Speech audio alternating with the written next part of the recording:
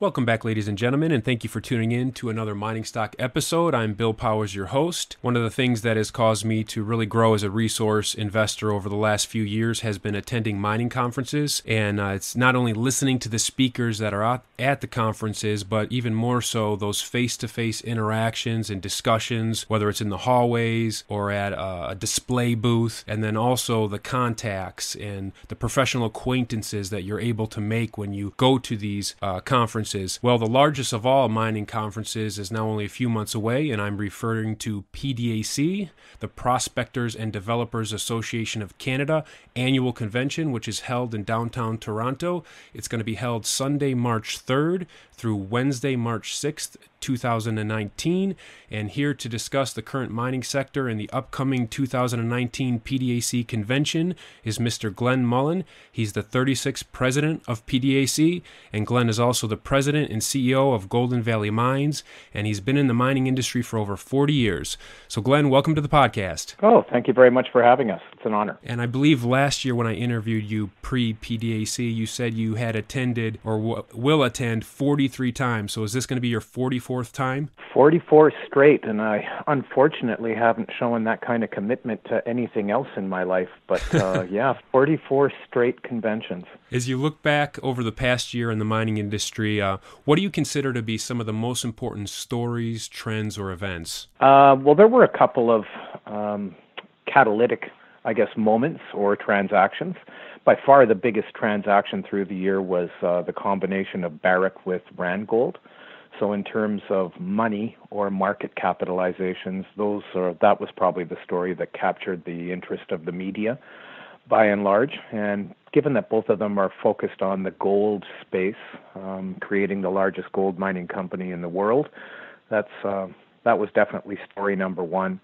In terms of headlines and new buzzwords that we heard through 2018, definitely innovation, big data, analytics, cybersecurity. Those were things that dominated the spectrum, not just for public companies, but for mining companies in general. So diversity and innovation are definitely key parts of pretty much all the trade shows and forums and discussions and panels that are discussing topics of interest right now.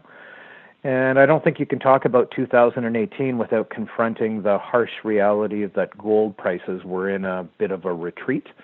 So fortunately, it wasn't precipitous, but it was constant. And so losing about $100 through the year off the gold price was definitely a component to the discussions and business plan adjustments and so on and so forth. So those would be the three main things. And that Barrick and Randgold merger, can you speak a little bit from your perspective? What is the significance of that? What does that mean for the industry? Well, I suppose a couple of things. When, the best deals tend to be done in the worst of markets. And I'm not sure that we're in the worst, but I am sure that we're not in the best.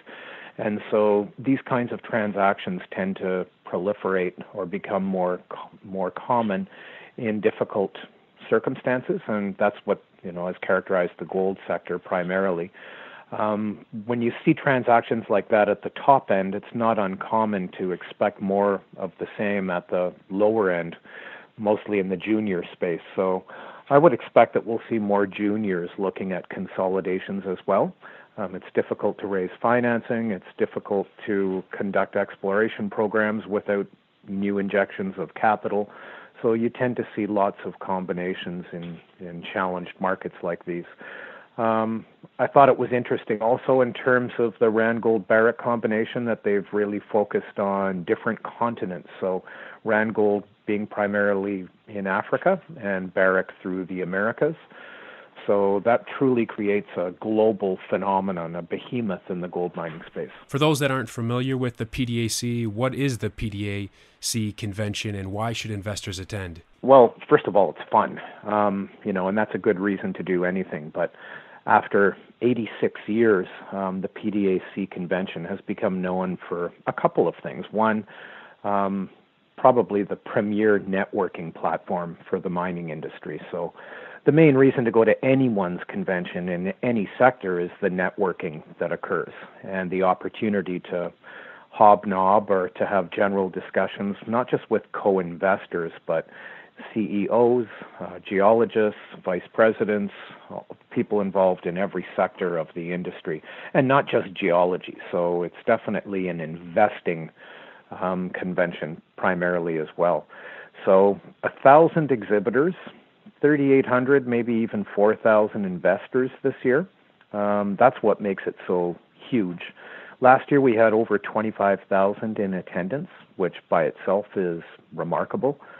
And probably the greatest attribute is how international it's become. So last year I think we had folks from 135 countries.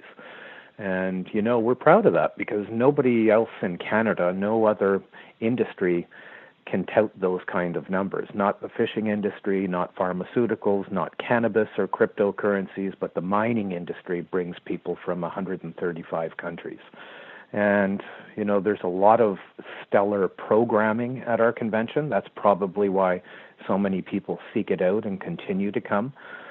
Capital markets, Aboriginal affairs, CSR, to name but a few. There's about 6 different key components to the programming strategy, and some of the best speakers from their respective domains. So certainly our keynote sessions are always extremely well attended.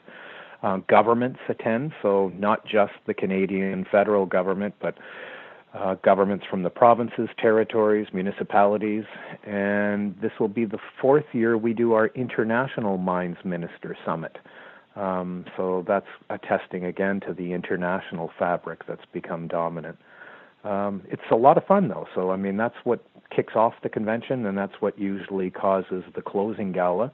They're really fun type events to attend, so definitely encourage people that haven't done it to seek it out. I was communicating with one full-time mining investor who's been in this sector for about 15 years, and I asked him what he appreciates most about PDAC, and he said one of the things is learning about specific jurisdictions. You can often ask a mining CEO about a jurisdiction, and of course they'll probably give you some positive reply, but he said he liked going to PDAC because he can actually speak to many of the delegates that are from some of these countries. Can you speak more about how a mining investor can learn about specific jurisdictions while attending PDAC? Yeah, and it's not hard to notice. So when you're walking around Toronto or the Metro Toronto Convention Centre in particular, where the convention is hosted, there are huge delegations from certain countries. So certainly Australia and China would dominate the list. They both send very large delegations. And so that's great fun in its own right, because there are these groups of people that are circulating through the city for that, most of the week. And beyond that, there are very small delegations from so many African nations, including some who've begun attending just over the past few years. So whether it's Cameroon or Sierra Leone or Kenya or Burundi, we get delegations from most of the 34 African nations that are producing something in the mineral space. And amongst the other 20 countries on the continent of Africa, there are lots of delegates that are seeking out the convention as well to see how they might participate in mining development, mining exploration, mining infrastructure, as their respective domains begin to become more receptive to foreign investment. So that's really quite interesting when you do have the opportunity to ask not just residents, but participants in either the corporate side or the government side from respective nations. And the same is true for Central America, South America, most of Asia.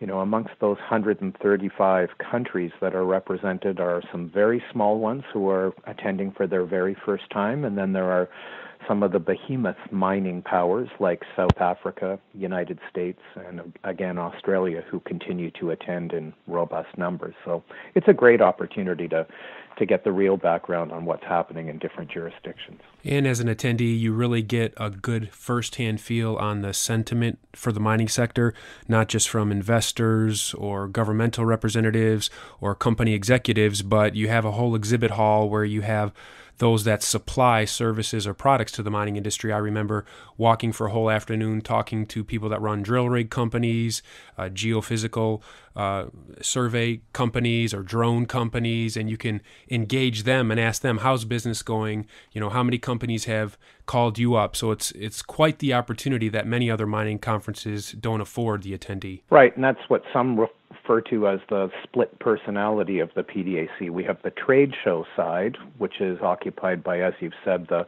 suppliers and service providers. And also a lot of the nations that attend have their booths in that location on the trade show side. And then there's the investor side or the company side where most of the junior mining companies and mining companies are hosted.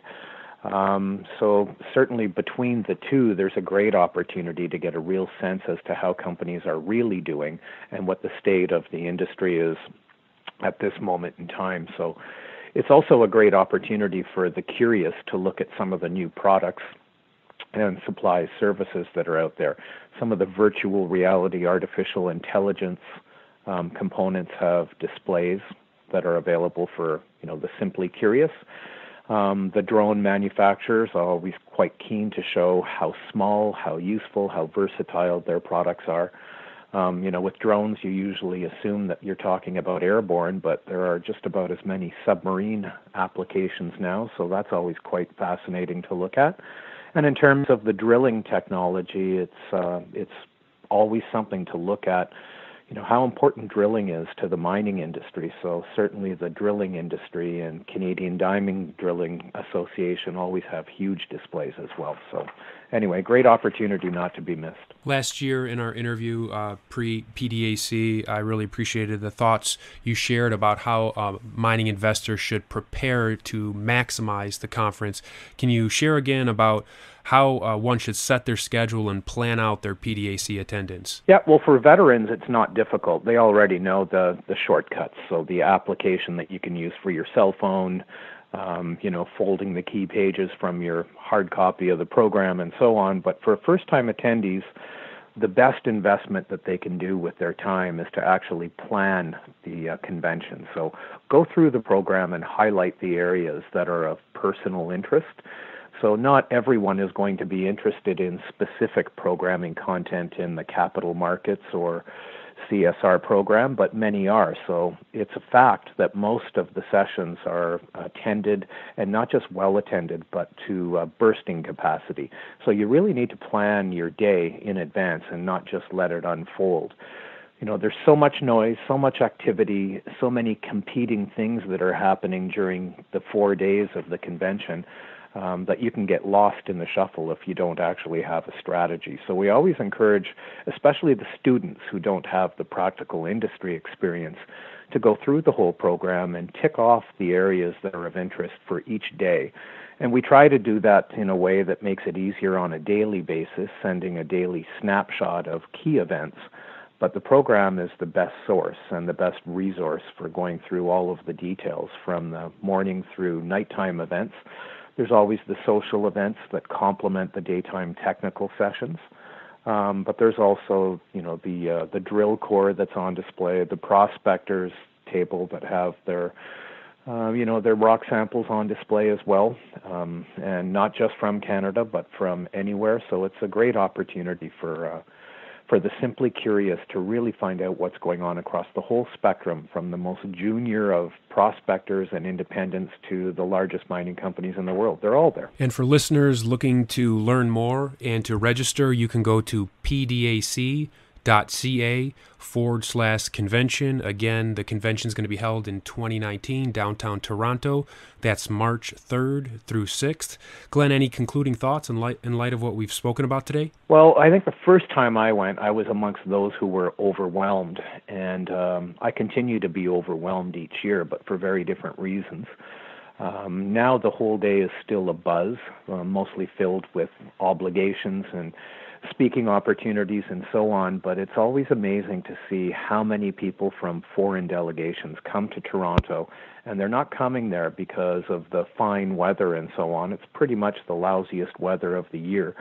And we get 135 countries or more attending, and it's simply phenomenal. That's the power of the brand. That's the power of the mining industry. So anyone who's curious or an investor, should definitely seek out the PDAC convention and come to Toronto and do the networking. Glenn, thanks for coming on the show with me today. I really appreciate it. Thank you very much. What a great opportunity. Thanks.